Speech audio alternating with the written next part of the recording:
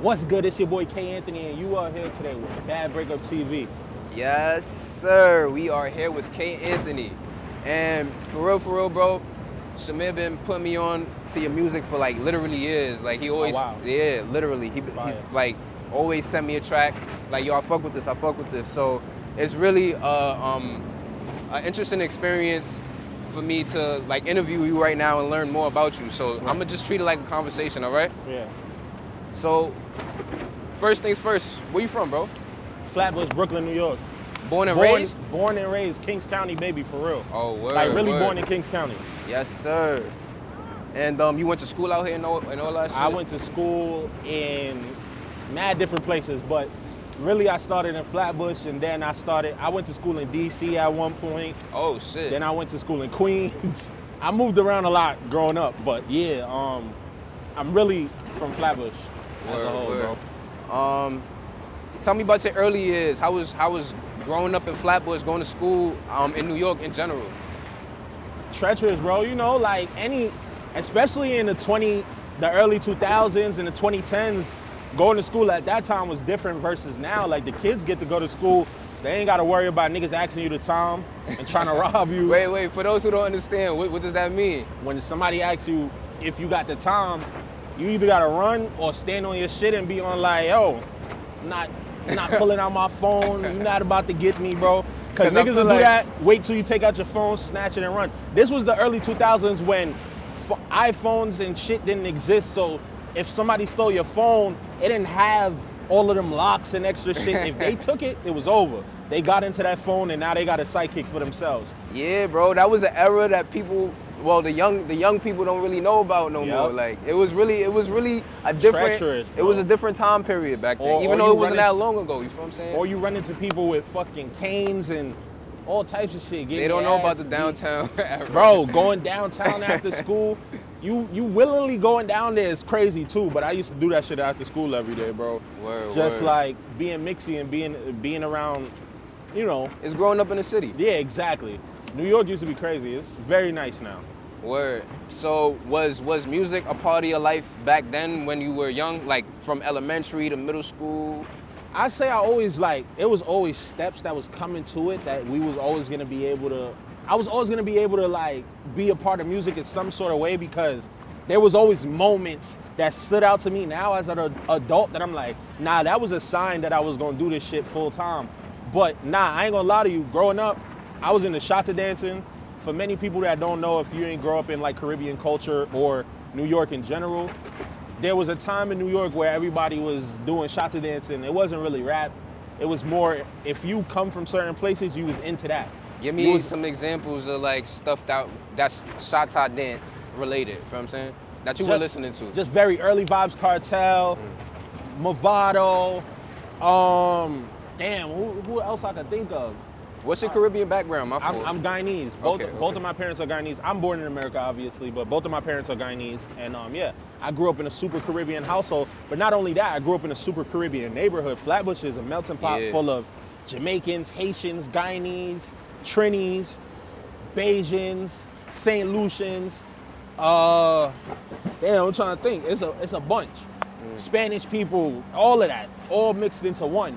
So I try to explain this to like my friends from uptown and like Harlem and shit like that. They have super American culture. So like they'll talk about certain eras of hip hop and like being a part of certain things. And like for us growing up in Flatbush, that stuff was very minimal. We listened to the shit that was on the radio, but it was mainly Caribbean shit. To this day, like if you go to Flatbush, it's very still Caribbean. It's getting gentrified, but it's very much still very Caribbean. And like, again, when I explain that to my like people that's in the Bronx and Harlem, they're very much like, yo, how are you a part of hip hop now, but you ain't really grow up on it? It's not that I ain't grow up on it, it's just that we didn't focus solely on that. Yeah, it was like more outside influences. Exactly. You know what I'm saying?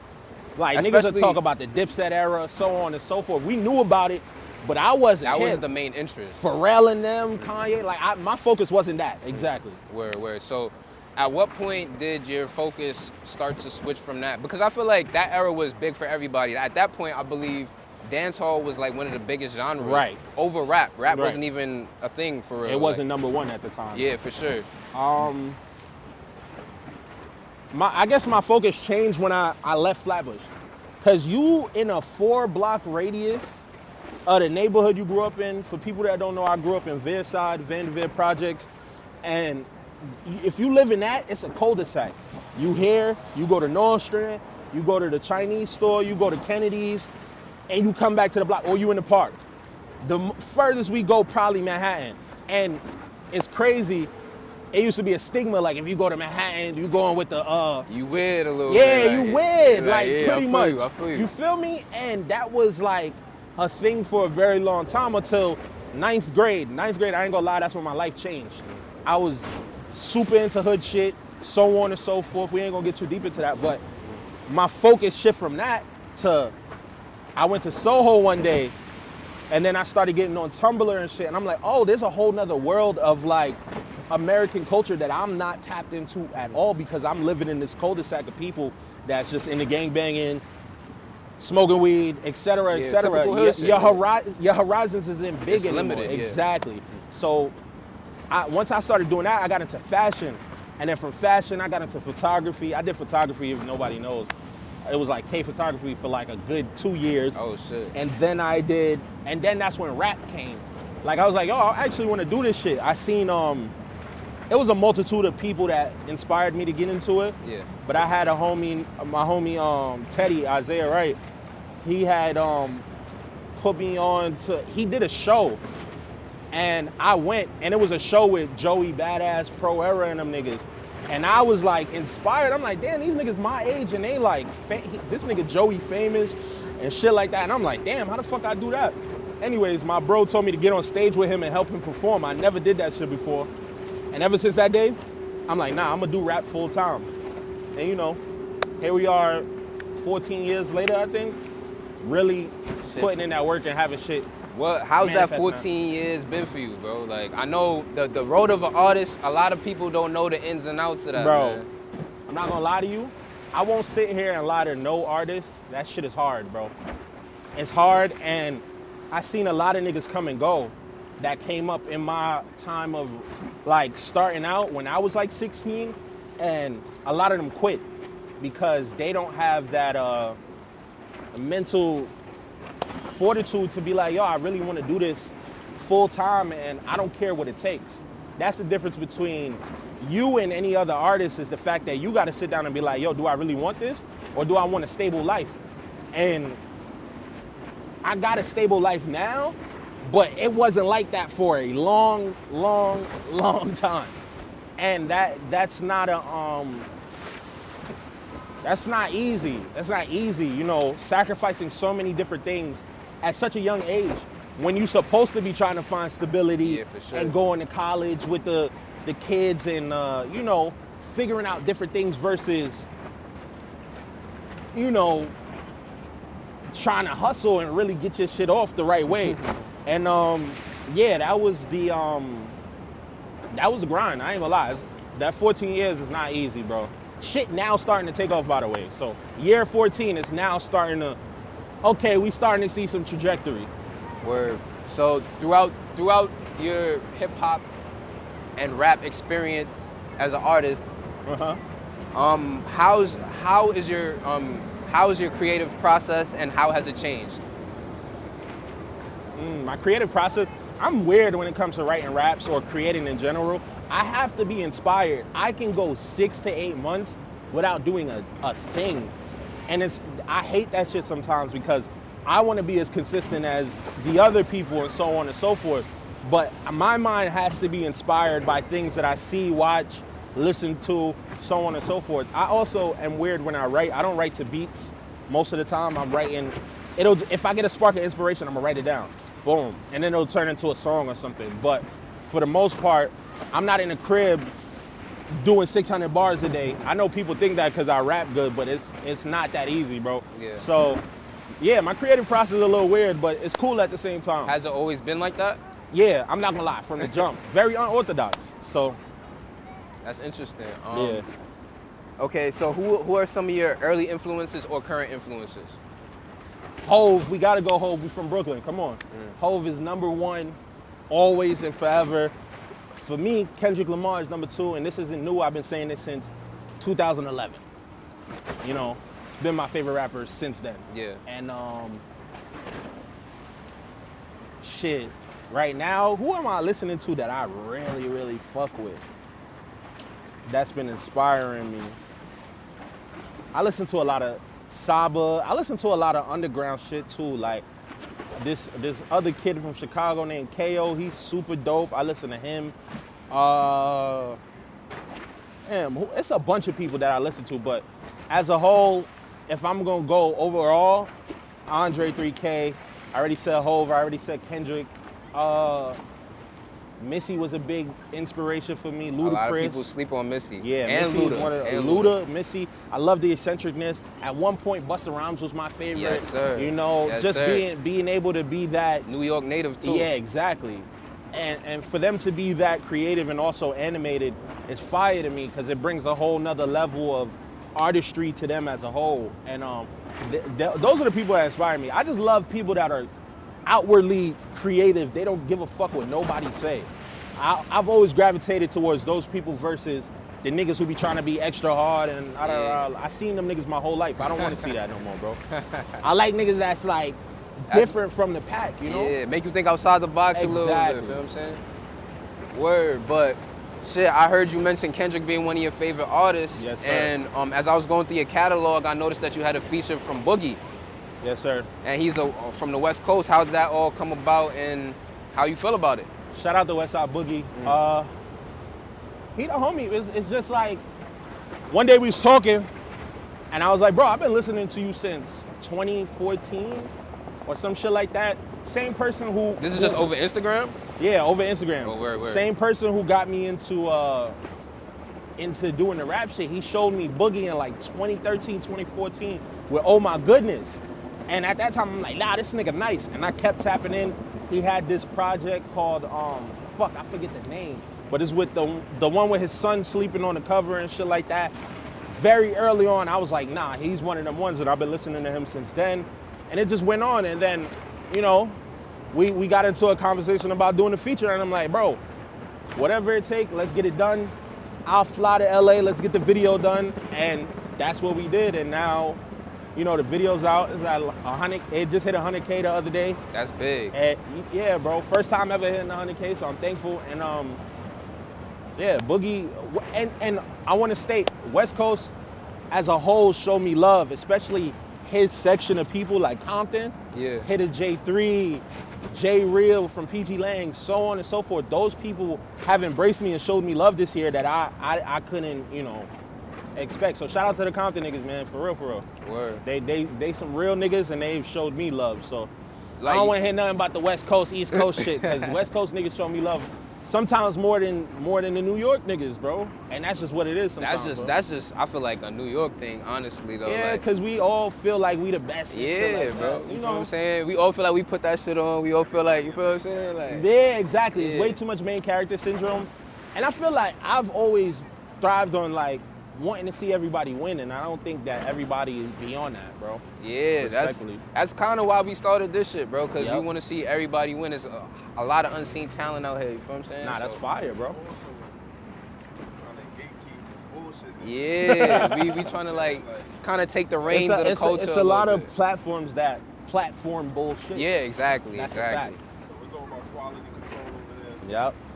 I mean, shit, we've been talking about music this whole time. You got any interests outside of music? Any creative outlets? I mean, for everybody who knows, I design clothes outside of rap. Oh, word. Yeah. So you a big fashion guy? Yeah. What's your fashion influences? ASAP, Rocky, to be clear. Okay, thank you. ASAP Okay. Rocky, Kanye West, of course. Of course. Pharrell, P. P is one of my biggest ones. I love P. I can't wait to meet him one day. That's one of my a dream collabs musically, fashionly, everything. Like P is him, bro. Shit. Who else is like super on the top of my list of people that inspire me? Everyday New York shit too, though. Like I got into fashion because New York niggas have always been that. Like there's no city to me other than places like Tokyo, Japan, and shit like that. Hell yeah. That everybody uniquely has their own style in one way or another here. So just seeing everyday people in my neighborhood, I got into sneakers because of niggas in my neighborhood, bro, as a kid. What kind of sneakers you were looking at? Shit. I'm a big Nike head. That's really what I'm fully into. I just did something with Saucony X Foot Locker. Oh, that was pretty shit. cool. So they got some really comfortable shoes. I Yeah, love hell them. yeah, I got a pair of those too. Right? Yeah. Yeah, I'm really a Nike nigga though. I want to do a collab with Nike so badly. That would be fire. Yeah, bro. Earlier this year, I got one of the jackets I designed to Kendrick Lamar because I hit a J3. That's why I shouted him out. Shit. So That's yeah, big, bro. Yeah, Congrats. bro.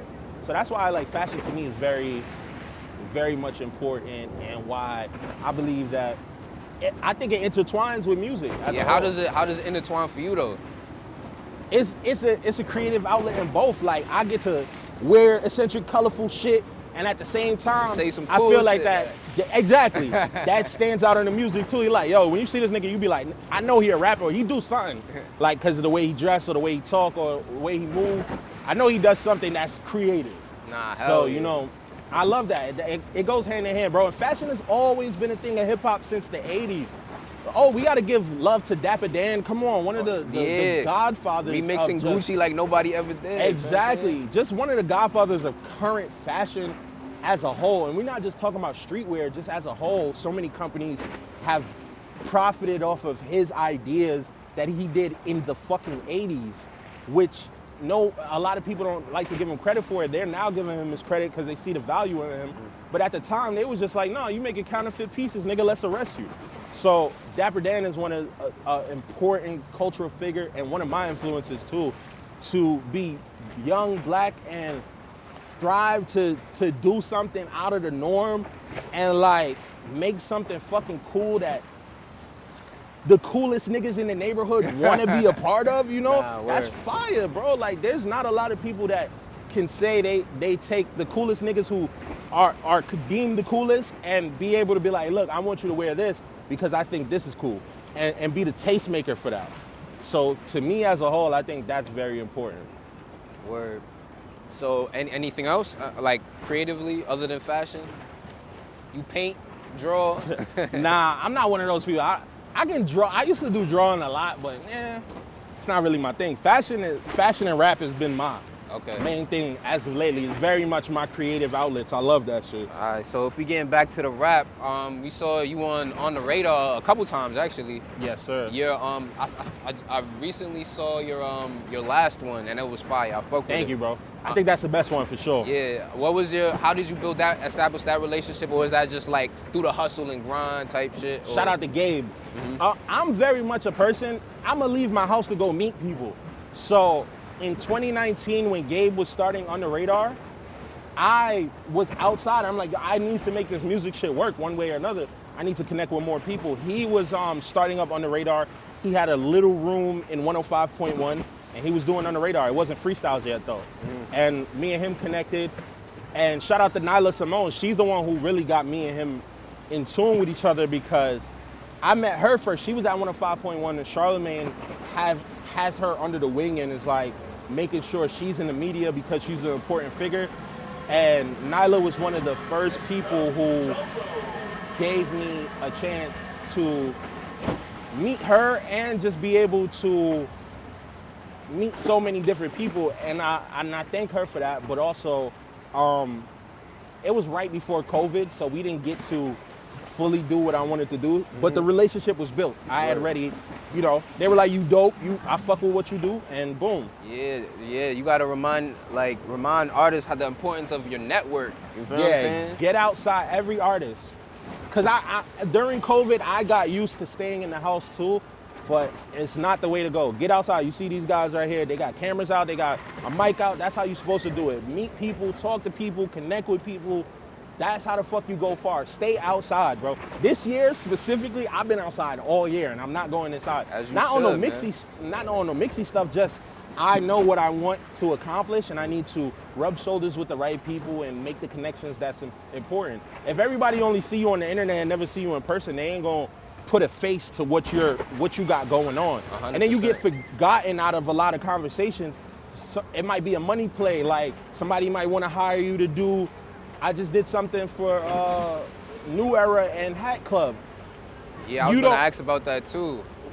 You don't get those opportunities though if you're not outside and connecting with the right people and making the right connections and talking to the right people. That stuff just doesn't happen. So to all the artists, get outside. The internet is cool. You may get views on there and shit like that, but it's important to go outside. I was getting told that during the pandemic and I wasn't really listening. And now I'm like, nah, you really do have to be outside and do what the fuck you gotta do to get where you need to be. Word. So, shit, what's your goals like for the future right now? Like, what you looking forward to? What you got planned? How far you want to take this? Bro, very far. I got a 10-year plan right now. And I'm working really hard on it and I'm doing it every day. But for the next 10 years of my life, it's all work, no play. Like, and not on no like I'm losing sleep shit, but just like I'm very focused on this because I want to have a comfortable life in my latter 40s, 50s, 60s, 70s, 80s, however long I live or God allows me to live, I want to be able to be comfortable. So I got to work to get there and I want to be able to provide for my family and shit like that. So my goal is to, right now, just work. I'm going to be outside doing what I got to do, connecting with the right people. I want to make millions of dollars. I know a lot of people don't like that, but I don't give a fuck. We need money. People you gotta make money to live. I know people don't like capitalists and shit like that. Money don't buy happiness, but it makes you happier. Exactly, bro. and for me, it's very much, money for me is a tool to help my family. Exactly. And I've seen my family go through enough, and I want to be the catalyst for change in my family. So I gotta be out here working because it ain't too many. There's no one in my family doing what I do and seeing real results. Has that made you like a black sheep? Or like, in a sense, was your family supportive with your whole rap aspirations? Not at first. Because you Caribbean, so I know how it goes. Exactly, bro. You come from a Caribbean household and you telling niggas you want to be a rapper and a fashion designer? Fuck no. Your family is like, you no. should go to college, be a lawyer, or some shit. Like, you know what I'm saying? And there's nothing wrong. I don't fault them because they understand that they came here and their goal was to create freedom for the next generation. But they didn't understand that we now got the internet, so on and so forth, that allows us to have a different lane than them, and we don't got to go the traditional route. Half of the people that went to school, I went to school. Half of the people that went to school can't get a job right now because their degrees don't mean shit to most companies. Yeah, man. With the movement of AI and things of that nature, in the next 10 years, I believe if you're not self-sufficient and you're not making your own bread, I feel like you're gonna be fucked if you're dependent on a system that no longer feeds us or helps us in any way, you know? Yeah. It's an old system, it's outdated, it's not here to help us anymore. You gotta now find a way to make your own bread, especially on the internet and stuff like that, which is why I'm willing to do any interview people ask me to do, shit like that. I'm outside all year for the rest of the year, bro. That's what you gotta do. Have they kind of swayed more in your direction now that you've been consistent at it for 14 years? Bro, has it? I feel like everything has changed in the last 6 months, bro. But I was very intentional on this year being, okay, I need to turn it up a notch. I'm good at what I do, but nobody gives a fuck if I'm not in their face with it. You get what I'm saying? Yeah. So it was very much of me last year. I went through the worst shit last year, bro. Like, because I decided to be patient, because I decided to sit back and try to be very meticulous about everything that is coming out here. I had the Boogie feature since last year. Oh, shit. I had it since last year. I didn't say anything, though. I'm not going to get on the internet and tell everybody the next move. Yeah. But I'm very meticulous about, I think I told bro, but other than that, I didn't really tell too many people that was coming. Like, I had it in the tuck, and I'm like, all right, when this shit drop, boom, we gonna do this, I'm gonna go to under radar, I'm gonna do this. I'm gonna make sure my under radar is undeniable, where niggas is like, nah, he really snapped on that. Everything, bro. Oh, so this was like rollout for Yes. Okay. And not a rollout for an album, because it's probably EP coming. There's no album coming, guys. Okay, that was my next question too. My next album is very important, but it's not going to be anything that's coming in the next couple of months. Okay. But singles will be coming because the music is being worked on. It's just, you know. But right now, it's just a rollout of like staying in niggas' faces and upping my my name. So when it's time to drop my debut and stuff like that, it's very important that people get to see me at my fullest form. Word. Yeah, very, very intentional about this year though. So what's the message you trying to put out through your music and everything? Positivity, hope. Most, first and foremost, I think my music speaks to the hopeless. Like, I've been through so much bullshit in my life, and I speak it in my music, but it's not on some like I'm sad shit. It's more like, hey, this is what the situation is, and I need y'all to know if I could get out of this situation, you can too. So I try to number one, preach hope to everybody. Like, that's the most important thing. Like, our circumstances and the neighborhoods we come from don't determine who we are as human beings. Yeah, definitely. You know? I agree with that. People try to pigeonhole you. You got to be this. You got to be that. You got to talk a certain way. But nah. Was maintaining that kind of mentality like very important to you throughout your career? Because you know, music changes. You know what I'm saying? And Yes. you've been doing this for 14 years. It's like you could have just been like, all right, let me make a drill song. Let me And I've done it. Oh, word. It's in the tuck somewhere. I've done it, but that's just not me, bro. I feel you. Respectfully, it's not me. It's not what I want to do. It's not what I want to talk about. It's not what I care about. And it don't sound good on my end. Like, when I'm making it, it's just not as authentic as the niggas who actually into that shit, you know? Yeah. I'm not saying I'm from the streets, but I'm not a nigga that's in the streets actively doing no stupid shit. Mm-hmm. I'm trying to teach people to stay away from that shit. You could come from that, but don't let that define you as a human being. You get what I'm saying? Yeah, I definitely know what you mean. Shit, well, you got Boogie out the way. What's another feature that you hoping for in the future? Damn. Smino. I want to work with Smino. I could see that. That would be fire. Kendrick, of course. I know I'm shooting for the stars, but you got to. Mm-hmm. That's very important that you aim that high. Yeah, don't limit yourself. Yeah, man. exactly. Hove, if I could, you know, before he retire, I don't know when he will, but you know. You know he retired like 3 times. Yeah, right, you know? exactly. Hove. Damn. I was thinking about it the other day. I was like, damn, I would work with Big Sean too, cause I have this song. People sleep on Big Sean, I have this especially song. like around 2013. I feel like, cause that's when I really got into Big Sean. You know what I'm saying? Pow Chain Big Sean. A lot of people don't know that, you know bro. what I'm I've been saying? listening to Big Sean 2011. Shit crazy, bro. Finally Famous, his first album type shit. Yeah, bro. And for me, I feel like Big Sean one of them ones. I would definitely do a song with Sean. Damn, who else? A lot of the TDE dudes I fuck with, obviously. Shit. Doechii, oh man. Oh, Doechii, word? she's- Okay. yeah. What? She on TDE too, right? Yeah, she word. is, but I would love to do a song with her, bro. She's fucking killing it. Damn, who else? You into R&B? Like you open to like? I love R&B. It's my Word. favorite thing to listen to. Word? Oh, word? Yeah. So what's one of your R&B goats? Or Jasmine a couple Sullivan. of them. Jasmine Sullivan. Number one. Word? Number a lot of one. people wouldn't say that, but it's a lot of respect for I Jasmine know a lot of people will Sullivan, say Beyonce first, Yeah. but Jasmine Sullivan is number one to me. And I've been saying that for 10 years, Nah. 10 plus years. That first album she got, man. What? Crazy. She been killing this shit since 08, 06, some crazy shit like that. Nah, for Jasmine real. Sullivan vocals, and she just won her first Grammy, which kind of validates what I've been saying for mad long. Not that the award validates it, but it just, that last album got a lot of people into her outside of her core fan base. Yeah. I think she's the GOAT. I would love to do a song with her one day, dude. Word. What? My thing is doing duets with R&B singers, so I love that shit. So her, me and her, like, if we did a song together, I would fucking lose my mind, bro. For real, for real. Any other R&B people or Usher, of course. GOAT? Confessions is a classic. GOAT? Like, top to bottom, no skips. Yeah. Chris Brown, of course. Yeah. One of them ones, you know. As a performer too, man. As a performer, as everything, bro. He's amazing. He's like a incredible artist. Yeah. Who else? Mario's one of them niggas too. Yeah. He very, very much made a lot of hits. Damn, I'm trying to think who else. R&B wise. Brandy. 90s, like Brandy in the 90s, dog. Untouchable. And of course Whitney Houston.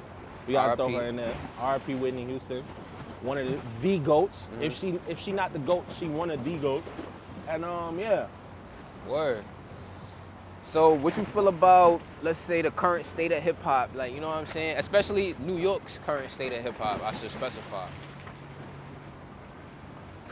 I don't know, bro. Like, I don't think there's. what's your I'm opinion? trying to rap. I'm trying to be the nigga that's rapping out here. I don't feel like it's enough of that though. Like, and that, I think that was what was really cool about doing my Under Radar was like, everybody went up there and did like lip syncing performances and like just a bunch of shit that I went up there and I'm like, nah, nigga, I'm about to rap for 3 minutes and let y'all know that I really do this, nigga. I'm gonna run out of breath and everything, but I want y'all to know that I really rap and this ain't no bullshit. I don't just make love songs with Westside Boogie. It's like real. It's artistry behind it. It's real. It's real lyrics. I'm a lyricist outside of like the love songs that people know me for. I really rap, bro. So that was my goal of going there and like, nah, nigga, I want y'all to know I really fucking rap. Yeah, like you said, people out here lip syncing they tracks, man. They not performing live. Sick. That shit is sick. And why they are the you front not and back end? You know what I'm saying? Yeah, why are you not using your live vocals for this? That shit crazy. But I know bro. why. It'd be a lot of auto tune, a lot of, you know. Yeah, some effects people on are shit. recording artists. Yeah. And some people are performing artists. Yeah. You know what I'm nah, saying? you gotta be both though. Nah, if you're for gonna real, step for into real. this music shit, be both. You gotta be Practice both, multifaceted. yep. Especially if you want to be great. You know what I'm saying? Practice both. There's nothing wrong with practicing. Sit in your room and do that shit. I feel Nigga, like- when I did my Under Radar, I practiced for 2 months. I'm in the crib. Anywhere I go, I got the headphones on. I'm rapping that shit over and over. I heard niggas want to murk me. Till I got to the point where I got to the Under Radar, I was late in everything, and I still made sure that I got it done in a small time frame because I practiced that shit, bro. Nah, for real. It's just because I feel like a lot of artists are scared to fuck up. You know what I'm saying? When you Yeah. got the track playing behind you, you forget your lyrics. You Yep. good. You could like substitute with energy. Yep. You feel what I'm saying?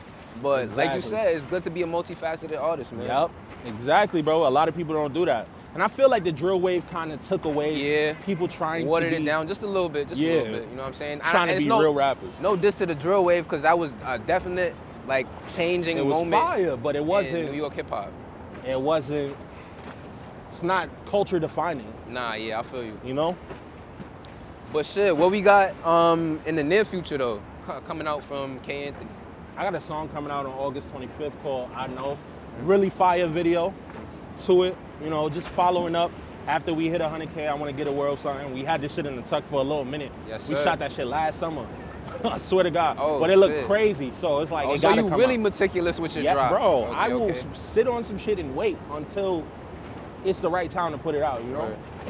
I'm not in a rush to put it out. Because if you're going to make some timeless shit, people going to hear it any day and be like, oh, you made that last week. Yeah. If I don't tell you the date I made it, you're not going to know, you know? Nah, yeah, for sure. So, Any official advice from you to all the artists out there in the world? I think the most official advice I could give to anybody is stay focused, bro.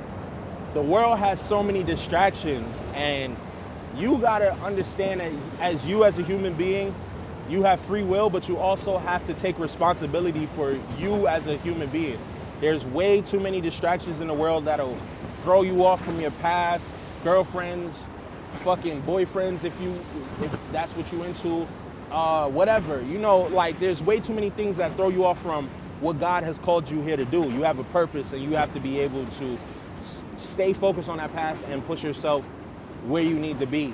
Nobody is gonna be for blame if you mess up and you never get where you want to be, except you. You know, there's circumstances in life that throw us off from what we have to do, but most importantly, you have to sit there and tell yourself that I need to stay focused regardless of whatever I'm going through, because I've been through the worst. I've lost people, I've been in street shit, so on and so forth, and I still push myself through all of that. I've been homeless, et cetera, and I still, throughout all of those trials and tribulations, I stayed focused. So everybody out there, not just kids, adults too, stay focused. I see way too many people give up on their shit because they feel like they not getting where they want to be yet. That's So, 100, yeah. You know? That's 100%. Well, shit, we appreciate the message. Thank you for tapping in with Bad Breakup. Yes, sir. And it's been K Anthony. Anything else you want to say anymore? This is your time to do your drops, bro. Feel what I'm saying? Yo, follow me at K Anthony the Third on Instagram, TH3RD. Same shit for Twitter, or X or whatever they call it now. And what else? Go listen to my music, bro. Go stream it. Where can we find you at? Apple Music, Spotify, Amazon Music, anything you can think of, I'm on there. Basically, he's out here. Yeah, YouTube, K Anthony on YouTube. Just go look it up, and I'm out here, bro, working every day. Yes, sir. Well, we appreciate you coming through, having Yes, a sir. sit-down chat with us. We'll stand up. And thank you for bearing with us. Yes, sir. And we out. Yeah.